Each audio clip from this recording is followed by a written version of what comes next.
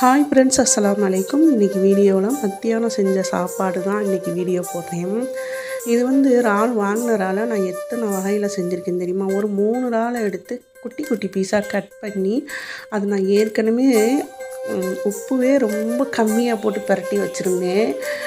இஞ்சி பூண்டு பேஸ்ட்டு, மஞ்சத்தூள், மிளகுத்தூள், அப்புறம் மிளகாய்த்தூள், அதுக்கப்புறம் பட்டை, கிராம்பு, ஏலக்காய் பொடி இதெல்லாம் போட்டு கிண்டி அது குட்டி குட்டி பீஸாக ஒரு 3 இதை கட் பண்ணி எண்ணெயில் நல்லா வறுத்து அது கூடயே சின்ன வெங்காயம் அது ஒரு பக்கம் போட்டு கிண்டி அதுக்கப்புறம் 2 எக்கு அதையும் உடச்சி ஊற்றி கிண்டினேன்.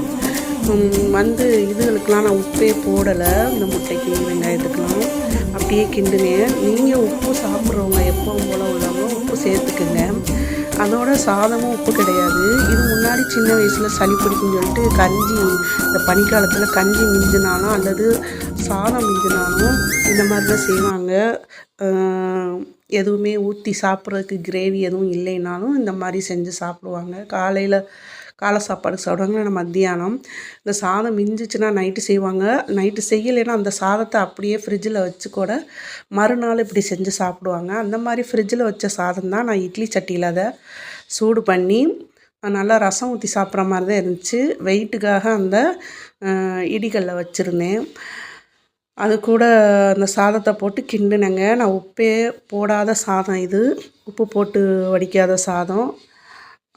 நீங்கள் உப்பு சாப்பிட்றவங்க, காரம் சாப்பிட்றவங்க போட்டுக்கோங்க. நான் அந்த முட்டை உடச்சி ஊற்றும்போது மஞ்சத்தூளும் மிளகுத்தூளும் சேர்த்துக்கிட்டேன்.